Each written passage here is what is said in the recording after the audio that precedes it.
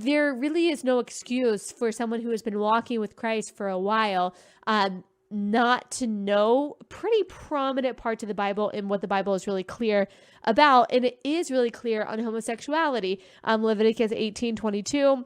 Leviticus 20:13, 1 Corinthians 6:9, 1 Timothy 1:10, Romans 1:26 and through 28. So it's in the Old Testament and in the New Testament. There has been a lot of effort by progressive Christians to say that the Bible doesn't really say this, or it doesn't really mean this. Of course, all of that is fruitless. The Bible is extremely clear about that. And of course, how men and women are made, it's very obvious. The only sexual relationship in the Bible that is actually condoned is relationship in marriage between a man and a woman. We see that extremely clearly in the New Testament.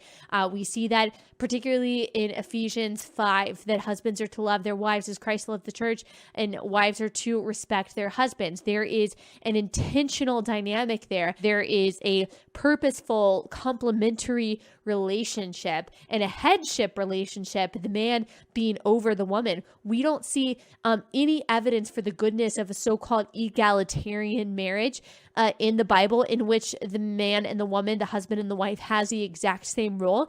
And so if you think about homosexual marriage like that, you have to wonder, not only does it fall against God's biological plan for a man and a woman to literally fit together, but also it doesn't fall into this complementary headship design that God very clearly lays out for marriage in multiple parts of the New Testament, representing Christ in the church. So it goes against the physical and the spiritual design of what marriage should be, and there's really no way to get around that.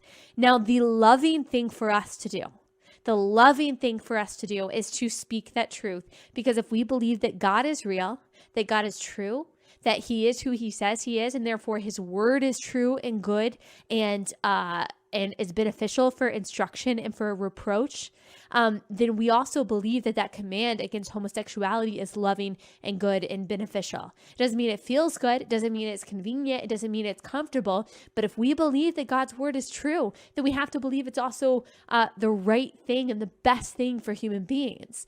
Loving is actually speaking that truth. Now, that said, when people